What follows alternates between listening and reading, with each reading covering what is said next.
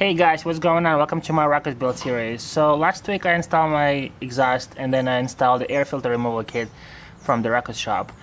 So then you will see that something happened with your Ruckus. So it's called bugs out or whatever. So I want to show you what it is, and if that's what happened with your Ruckus, you will need to be rejetting your carburetor. And today I'm going to show you how to do it. So before you do any crazy stuff and you're rejetting, the first thing you need to do is actually remove the carburetor from your Ruckus and then just go from there. So there you go guys. So after you remove the carburetor, it's gonna be sitting like this. You'll flip it and you'll be needing to removing these 3 screws. So you have 1, 2 and 3, and then this thing will pop, and that's what jet's gonna be. And then when you start driving again, if it starts bugging out again, then you'll have to put the shim and you'll have to put it right there, and I'll show you how to do it. So first we're gonna be removing these 3 screws and just go from there. Make sure that it's a correct screwdriver size. I think the Ruckus shop said it should be like number 2 or something, and as a recommendation, actually I'm gonna do that. They said if you take the pliers like this and you just put it on the side here, you just tighten it and then you loosen it and then you use the screwdriver to remove it. So I'm gonna do that. So I'm gonna strip the screws thingies. There you go. Just loosen them a little bit so you can actually remove them with the screwdriver after that. Yeah. There you go.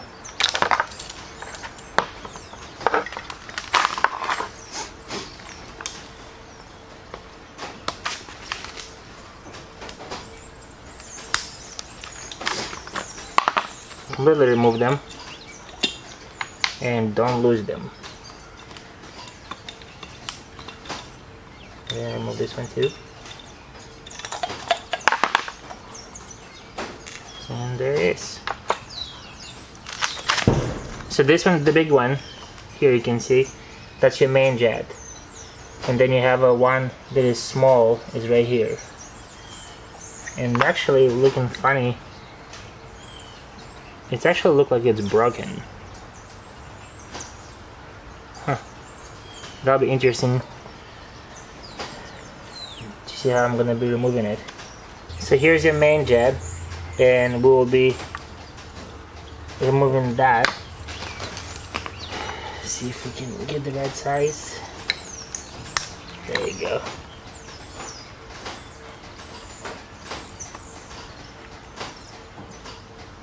So here's your main jet, the big one. So I don't know if the guy before that I bought it from broke the small jet.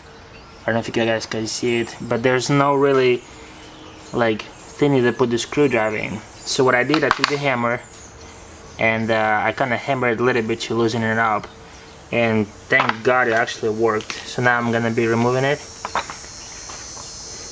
Should be a little bit back and forth to play with, but it should be easy to. Whew. So here's the old one. I hope you can guys see it. Hold on. And there's a new one. It's crazy. So that's it. And now we're gonna put everything back together. So now we're just putting the small one. Mini jet is there. Make sure that you have a right screwdriver, and you don't have to tighten it too much. You're just gonna, it's not gonna go anywhere. So you're just gonna tighten it, and then when it's done, you just a little bit. There you go. And now the mini one. The main jet, sorry. And I go right here. And then you take the screwdriver again, and you just tighten it.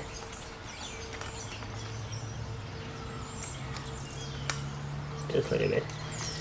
And now they put cap in. Just remember, take the screwdriver.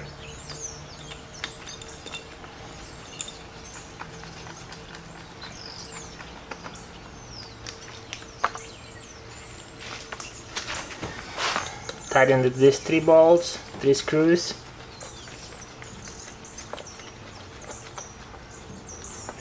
And this one.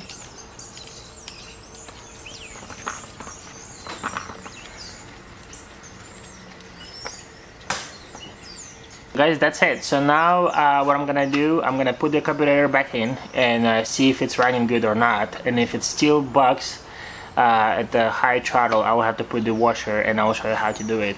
If not, then we'll be lucky. So I will put it back together and I'll see you in a little bit.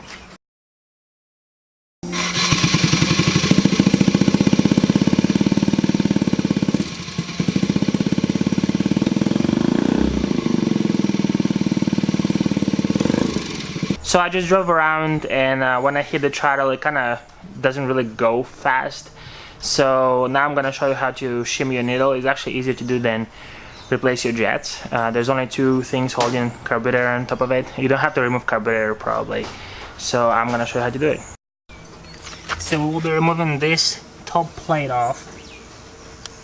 There's only two screws holding it together. Make sure that you choose the right screwdriver to loosen it completely. Now you're probably not gonna have the PVC here, PCV, usually it's like on the side, but I replace it right here because I just like how it's look much more cleaner. So you take this, there's two little screws, just be careful, don't lose them. Now there's a spring sitting under this cup, so you don't wanna release it because it will just pop out. So I'm gonna just there he goes. I'm gonna take this screw little one out and lose it. And there's let me try to show you. There's a little clip right there. Can you see it? So when I was watching the rack shop video, they said if you take like 6mm socket and you put it there, and you just loosen it by like click, and it should come up, the whole thing, they should come up with all this diagram or diaphragm, whatever it's called. I take the 6mm, put it there, and trying to loosen it. So I took the extension and the 6mm, and I'm gonna put it in there, and it's not going to freaking fit, of course. So now what you're gonna do, you're gonna take this diaphragm, whatever that thing is called, and just pull it out a little bit. Just be careful, don't bend this needle, because that's a very important thing right there. This needle is very important, so don't bend it, guys. And guess what, guys? Something always have to go wrong. There's always one bolt, one screw, something that will not go like I wanted it. Diaphragm off, and then my socket, the actually extended socket, would not fit in the hole to take the clip off.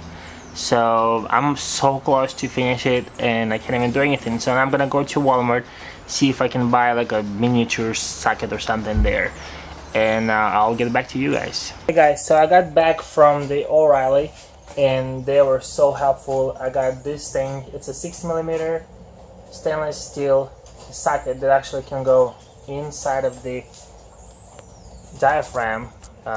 I don't know how I'm gonna show it to you guys, but it pretty much goes inside of it, and then you can just loosen the little clip that is there and just remove the needle.